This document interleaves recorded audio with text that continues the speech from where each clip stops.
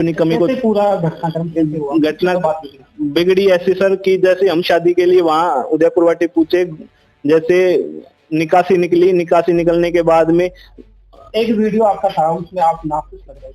नाखुश इस वजह से था कि क्योंकि उसकी जो हरकतें ऐसी थी कि जैसे जो मेंटली डिस्टर्ब नहीं होते, उस वजह से वो कभी कुछ कर रही है, कभी फूलों को चुग रही है, कभी हाथों को आंगली जो है मुंह में दबा रही है, ऐसी ऐसी बातें। जैसे फोटोग्राफर कुछ बोलता है कि हाँ भाई आपने स्टैंड बाय मतलब सीधे खड़े हो जाओ, तो वो हंसने लग जाती है। कभी ऐसे बोलती है कि मतलब स्माइल दो, तो वो मतलब जोर जोर से हंसने लगती है। तो ऐसी एक्टिविटी जो थी ना, तो वो चीजें फिर घर वालों को शक हुआ कि कुछ ना कुछ तो गड़बड़ है। इस वजह से फिर उन्होंने घर वालों ने उनके घर वालों से बातचीत की। आपको कब पता चला कि ये प्रॉब्लम घर वालों के बाद पता चला?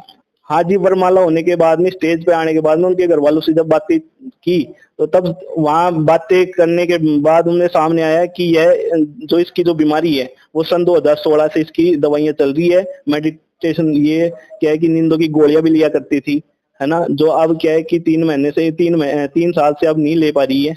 तो ये चीजें फिर हमारे समझ में नहीं आई। फिर भैया ने कहा कि जब तक आप मेडिकल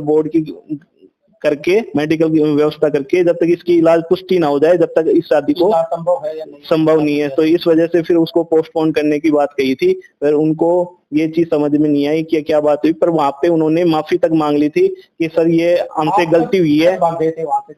मैं भगा कुछ नहीं था, मैं वहीं पर मौजूद था जब भैया को वहां पे मतलब कि टॉर्चर किया जा रहा था, मतलब कि प्रेशर बनाया जा रहा था, वहां पे मार पिटाई की जा रही थी। तो भैया ने उस टाइम पे उनके पास फोन था, फिर बाद में उनको उनसे वो फोन भी जो था वो खोस लिया गया था, है ना। उस टाइम पे उन्होंने ये कहा था कि मतलब कि कंडीशन थोड़ी सीरियस हो सकती है, तो इसकी वजह से आप एक काम करो, वहां के नजदीकी थाने में जाओ और ये रिपोर्ट करवा करके और ये करवाओ। तो फिर मैं गुड़ा थाने में गया। गुड़ा थाने में जाकर के वहां पे एक कांस्टेबल थे, कांस्टेबल से बातचीत करने के बाद में फिर वहां पे उन्होंने कहा कि बोले हमारे जो अधिकारी हैं वो गश्त पे गए हुए हैं, जैसे ही आप आते हैं तो एक काम करो, आप अपनी एक एप्लीकेशन लिख करके हमें दो। फिर वो 2-4 मिनट में मैंने थोड़ी बहुत एप्लीकेशन लिखी, इतने में वो गाड़ी आ गई थी थाने की। तो फिर मैंने उनको कोई भी तरीके से बात ही नहीं की। जब भी हमने कोई भी चीज के लिए मैटर, कोई भी बात, जैसे बरी के लिए भी बात करी तो भी 1 या 2 बात करती, मेरे को नहीं आना, मेरे घर वाले अलाउड नहीं कर रहे, मेरे को बिल्कुल नहीं आना, आप जैसा लाओगे मैं वो ही पहन लूंगी। तब हम बोलते थे कि भाई आजकल लड़के अपनी पसंद की पहनते हैं, कल ना आपको पसंद नहीं आया तो उसी माँ ने बोला नहीं मेरी बेटी कुछ नहीं कहेगी आपको, आप जैसा भी लाके दोगे वो वैसा ही पहनेगी। तो कभी भी उन्होंने ना तो खुद ने बात की ना हमने, मतलब फिर वो हमने ये भी सोचा कि मतलब बंदे का वो होता है भाई, व्यवहार के फर्क होता है, तो उसको बात करने की इच्छा नहीं होती होगी, उसका मन अलग होगा, कम बातें करती होगी। बट हमने कभी भी ऐसा नहीं सोचा था कि उनके मन में कुछ और चल रहा है और लड़की में कोई दिक्कत है, इस वजह से वो बात नहीं कर रहे। 4 जगह पूछते हैं, आपको परिवार ने पूछा नहीं, बात नहीं करी। जब लास्ट में वहाँ पे पूरा समझौता हो गया था, उस समय तक कोई फॉर्चूनर की बात नहीं, कोई बात नहीं हुई थी। हमने लास्ट तक यही बात कही थी उनको, मैं वहीं मौजूद थी उस टाइम पे, कि अगर आपकी लड़की में कोई दिक्कत नहीं है तो हम फिर एक करवाएंगे, बट हमें 2 दिन का टाइम दो भाई। 2 दिन हम अपनी मेडिकल जांच जो है वो करवा लें और आपकी बेटी का जो भी व्यवहार है उसके बारे में पता कर लें।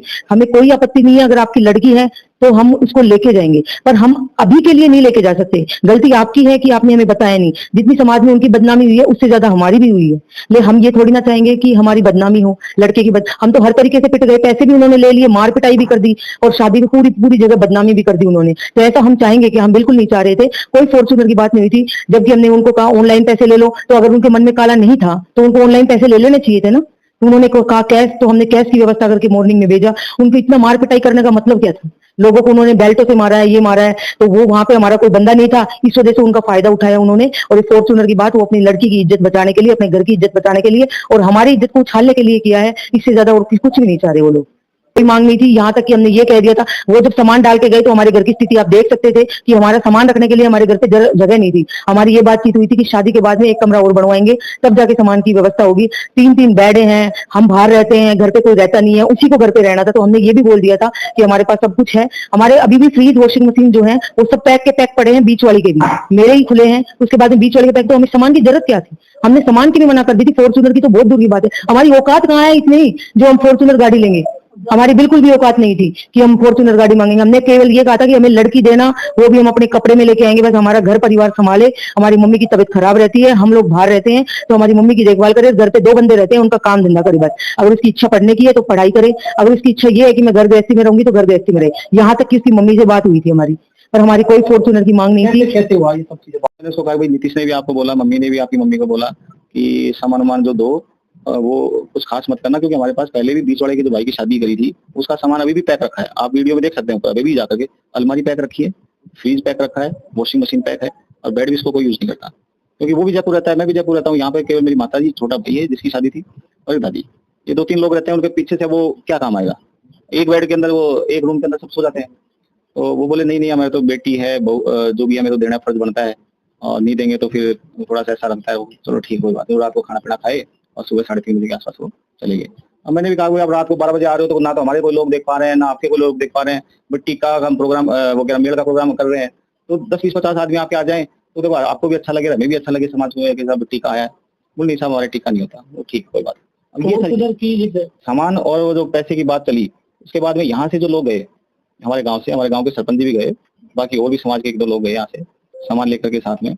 उन्होंने उनको 5 लाख रुपए दिए और सामान दिया। उसके बाद में जो लोग थे उन्होंने ये कहा कि अब राजीनामा हो गया, अब एक दूसरे से कोई किसी को कोई शिकायत नहीं है, अब अपने चले जाओ। हम वहाँ से आ गए। अब यहाँ पहुंचते हैं 1-2 घंटे में, तो यहाँ पे तो काफी सारी वीडियो डाली हुई थी कि फॉर्च्यूनर मांगी और एसी मांगा, ये मांगा, ये सब आधार ही नहीं बातें, इनका कोई औचित्य नहीं है, ये झूठी बातें इन्होंने फैलाई है। क्योंकि मैंने आपको रिकॉर्डिंग भी सुनाई है, ये गनीमत है कि मैंने वहाँ पे रिकॉर्ड करा जो मेरे पास आज बोलने को कुछ है। और इस दौरान जब मेरे को बंधक बनाया था उन्होंने हम सबको, तो हमारे सबसे फोन छीन लिए थे और मेरी रिकॉर्डिंग भी उन्होंने, जो डॉक्यूमेंट जो थे मेडिकल के डॉक्टर के, वो डिलीट भी कर दिए थे उन्होंने एवरीवन करके। लेकिन गनीमत ये थी कि उन्होंने रात को फोन उठा करके उन्होंने डाउनलोड कर लिया था, जो उन्होंने मैंने वापस सुनवा लिया। मेरे पास तो कोई सबूत था ही नहीं ऐसा। ये वाली बात है। और ये जो फॉर्च्यूनर वाली बातें हैं, एसी वाली बातें हैं, सब झूठी हैं। क्या आपके छोटे भाई क्या करते हैं? मेरा छोटा भाई मित्र की दुकान कर रखी है मार्केट में, छोटी सी दुकान है, और एक इंश्योरेंस कंपनी में काम करता है। महीने के 15-20 हज़ार आसपास कमा पाता है। जो फॉर्च्यूनर वाली जो बातें कह रहे हैं, फॉर्च्यूनर ना तो अगर आप उचित समझे तो उनके घर पे जाकर के देखें, ना तो उनकी हैसियत है मेरे हिसाब से कि वो फॉर्च्यूनर हमें दे सके, और ना हमारी हैसियत है कि हम फॉर्च्यूनर लेकर के उसमें तेल डलवा करके उसको चला भी सकें।